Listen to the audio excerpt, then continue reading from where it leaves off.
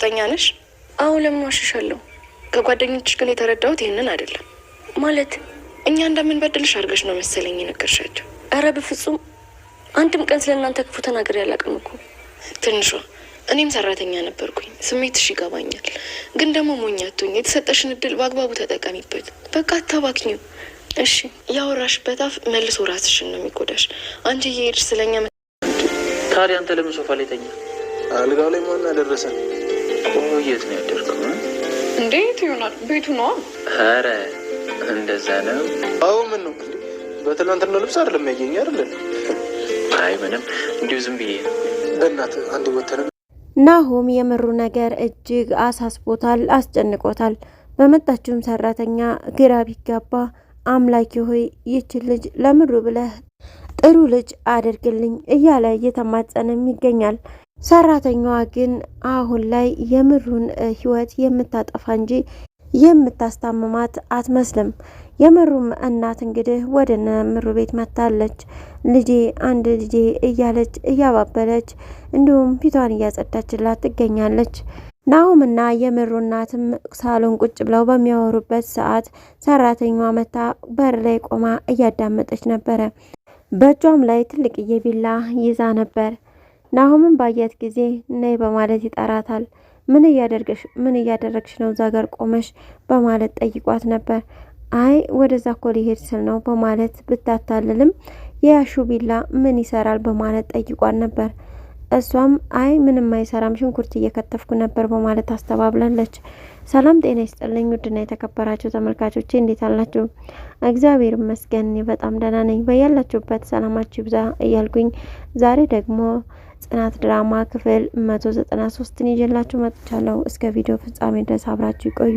ለቻናሉ አዲስ ከሆናችሁ ሰብስክራይብ ማድረጋችሁን አትርሱ። ቪዲዮውን ስትጀምሩ ላይክ አድርጉ። ራኬብ ጆከርን አደራ እህቴን ስላለችው ዛሬ ላይ ሰኒን መውጣት መግባቷን እየተከታተለ ይገኛል።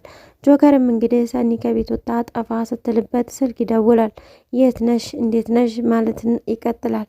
ሰኒም እኮ ህፃን ልጅ አይደለሁም ምን አስበ ነው እያለች ብትለውም ሰኒን ግን የሆነ ሰው እንደሚከታተላት ስላወቀ ጆከር ካጠገቧ መራቅም አይፈልግም። ካፌም ሄደው ሲጠጡ እንኳ እኔ ልቅመሰው ማለትን ጀምሯል። ያ ደግሞ ካንቺ በፊት እኔ ልሙትን ያመለክታል። ጆከር አሁን ላይ እንግዲህ ከሰኒ ጋር ኃይለኛ ፍቅር ውስጥ ገብቷል። ነገር ግን ተነጋግረው ፍቅራቸውን ማስቀጠል አልቻሉም። ሁለቱም ፍርሃት ላይ ናቸው። በዚህ መሀል ነበር እንግዲህ ክብሮም ወደ ሰኒ ስልክ ላይ ከዘመናት በኋላ ቴክስት የጻፈው። ሰኒም አሁን ላይ ተወዛግባ ትገኛለች። ለምንድነው ከጊዜ በኋላ እንደዚህ ሊጽፍ የቻለው ለምን አስታወሰኝ ማለት ጀምራለች። ክብሮምም እውነት እስካሁን የሰኒ ፍቅር አድሮበት ነው ወይንስ ደግሞ ዛሬ ላይ ሌላ ፍቅር ድንበር ላይ ስደርስ ነው እንደዚህ መቶ አከላፋ የሚሆናት? ነገር ግን ሰኒ አሁን ላይ እንደዛ አድርጎኝ ሄዶማ ለዘመናት ሳልናፍቀው ሳይጠይቀኝ የነበረን ሰው አሁን ተመልሼ ወደ ህይወቴ አላስገባም የሚል ተስፋ ነው ያላት። ይህም ደግሞ ተጆከር ጋር እንድትቀጥል ያረጋታል። የምሩም ሰራተኛ እንግዲህ አሳይሻለሁ ለወንድሜ ቆርጬ እነሳለሁ እያለች ለብቻዋ እያወራች በነበረበት ሰዓት ሽንት ቤት ገብታ በመስተዋት ራሷን እያየች እያወራች ነበረ። ነገር ግን የምሩ እናት ከኋላ ትመጣበታለች። ውይ ምን ሆነች ነው በሩን ዘጋት ታደርገውም እንዴ በማለት ብትናገራትም አይ ልወጣ ስለነበር ነው በማለት እንግዲህ ታስተባብላለች። እንዲሁም ደግሞ ለመድኃኒት ውሃ አምጪልኝ በማለት ውሃ አዛት ነበረ። ያመጣችላት ውሃ ግን እጅግ ንጹህ ውሃ ያልሆነ ነበር የወሰደችላት። ምሩ አልጠጣም ስትል እናቷ ቀመስ ስታረገው እንዳለ ጨውጨው የሚል ውሃ ነበረ። ሰራተኛዋን ጥራዴ በማለት እንግዲህ አሁን ከጠራትም በኋላ ይሄ ምንድነው በማለት ነበር በጥፊ በማለት እንግዲህ የጠየቀቻት። እሷም ምን ሆኗል በማለት ቅመሽ ውስጥ ብላ ታስቀምሳታለች።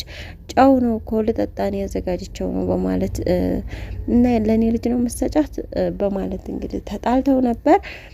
ጠጩ በማለት እንግዲህ እዛው አስጠጥታታለች። ደግነቱ ያው ለክፉ የማይሰጥ ሆኖ ለሊት ብቃይም ሌላ ያደረገችው ነገር ግን የለም፣ ያደረሰባት ነገር የለም። ምክንያቱም አንዳንድ ጊዜ ጉድጓዱን ስትቆፍር በጣም አታርቀው፣ ምክንያቱም ራስ ልትገባበት ትችላለህና የሚል ነገር አለ።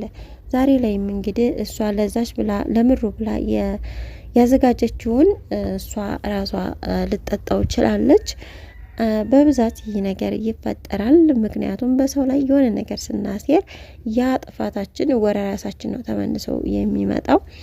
በሷም እንግዲህ ያየነው ይህንን ነበረ። ኪራ አሁን ላይ ጸሐፊ ስለቀጠረ ፍሪ ሰዓት እያገኘ ይገኛል።